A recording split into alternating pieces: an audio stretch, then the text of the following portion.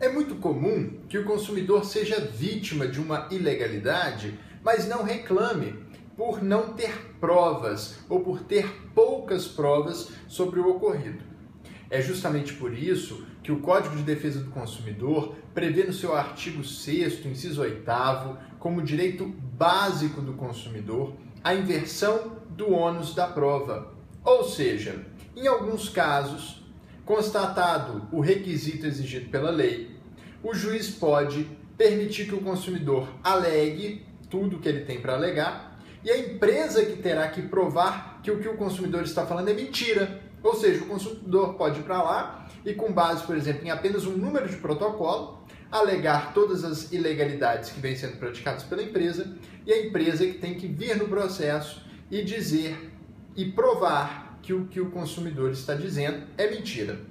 Qual é esse requisito? São 2 requisitos que a lei prevê, mas vale um ou outro. Satisfeito algum deles, o consumidor fará jus à inversão do ônus da prova.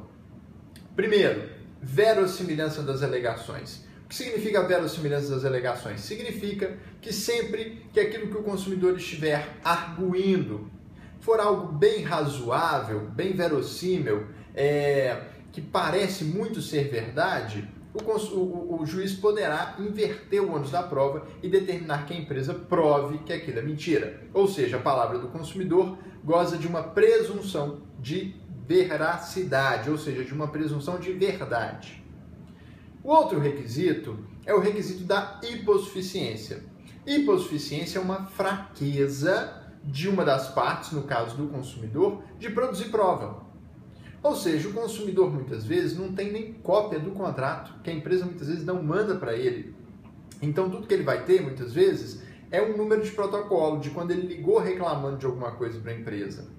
E aí a hipossuficiência ela pode ser de caráter técnico, que é justamente essa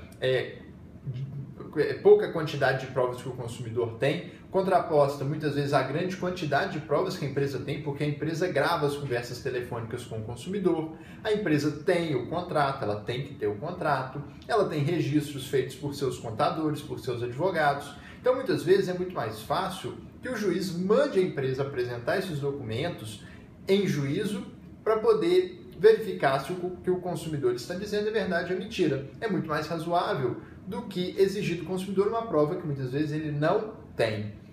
A hipossuficiência também pode ser de cunho financeiro, ou seja, a empresa tem muito mais dinheiro, na maioria das vezes, que o consumidor.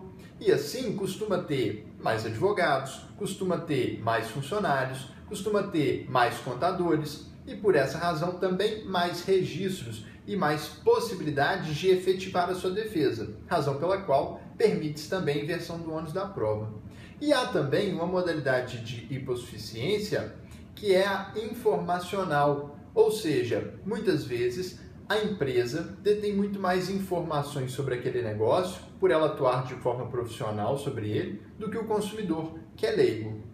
Então, com base ou na verossimilhança ou na hipossuficiência, o juiz pode permitir ao consumidor alegar todos os seus direitos e alegar todas as violações ao seu direito e passar o ônus para a empresa, deixando para ela o dever de provar que aquilo que o consumidor falou é mentira. Se ela não conseguir provar que o que o consumidor falou é mentira, o consumidor terá a sua demanda julgada procedente. Agora, é muito importante observar que esse não é um direito que o consumidor já entra com ele no processo. É necessário que esteja previsto e presentes um desses 2 requisitos, verossimilhança ou hipossuficiência, e que o juiz, convencido da existência de um desses requisitos, inverta o ônus da prova.